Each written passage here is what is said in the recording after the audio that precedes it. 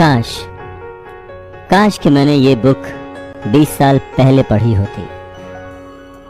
ये line America के एक बहुत ही बड़े बिल्डर लैरिसन क्लार्क ने कही थी जब उन्होंने रिच डैड पुअर डैड पढ़ी थी। वक्त ऐसे ही बीत जाता है और हम काश में फंसे रह जाते हैं। ऐसी बहुत सारी चीजें हमें जब पता लगती हैं जिससे हमारी लाइफ बदल सकती थी, हमें कुछ सीखने को मिल सकता था, हमें तरक्की करने को मिल सकता था, पर वक्त बीत चुका होता है और बस रह जाता है तो ये एक काश कि मैंने ये कर लिया होता। नमस्कार, मैं हूं अवधेश श्रीवास्तव और आज हम चर्चा कर रहे हैं रॉबर्ट टी कियोसाकी के लिखे book rich dad poor dad पर।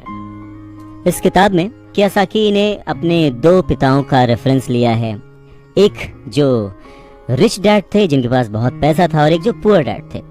रॉबर्ट कियोसाकी अपने दोनों पिताओं को, दोनों डैड्स को बराबर का सम्मान देते थे और उनके जो दोनों पिता थे वो भी उन्हें उतना ही प्यार करते थे। बहुत सारे लोगों के सवाल हो सकते हैं कि एक ही वक्त पर एक इंसान के दो पिता कैसे हो सकते हैं, या कोई और क्वेश्चन। मुझे लगता है कि हम अगर इस बात पे ध्यान दें कि रॉबर्ट कियोसाकी हमें समझाना क्या चाहते हैं तो हमारे लिए फायदे की बात होगी।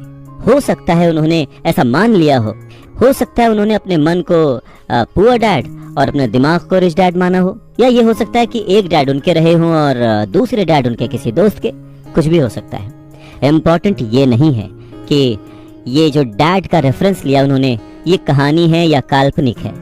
असल बात ये है कि रॉबर्ट कियोसाकी हमें समझाना क्या चाहते हैं, हमें बताना क्या चाहते हैं। चलिए मान लेते हैं कि रॉबर्ट कियोसाकी के दो पिता थे और उनमें से एक बहुत अमीर थे, एक बहुत गरीब थे।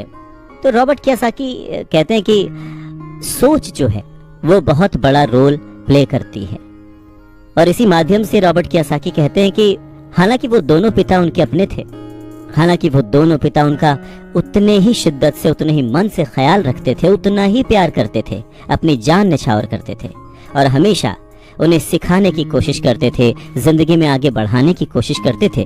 पर ऐसा क्यों था कि उनके एक पिता अमीर थे और एक पिता गरीब? सारा खेल सोच का है, सारा खेल नजरिए का है। नजरिया है इंसान को तरक्की दिला सकता है और नजरिया है इंसान के जीवन की नाव डुबा सकता है। तो ये हमारे ऊपर है कि हम किस रंग के चश्मे को पहनकर कैसा मौसम देखते हैं। किसी शायर ने क्या खूब कहा है कि जैसा दर्द हो वैसा मंजर होता है, अरे मौसम तो इंसान के अंदर होता है, और उसी अंदर के मौसम को हमेशा बनाए रखने, अपने आप को पॉजिटिव रखते हुए, अपना नजरिया सकारात्मक रखते हुए अगर हम आगे सोचें तो कुछ अच्छा तो जरूर होगा।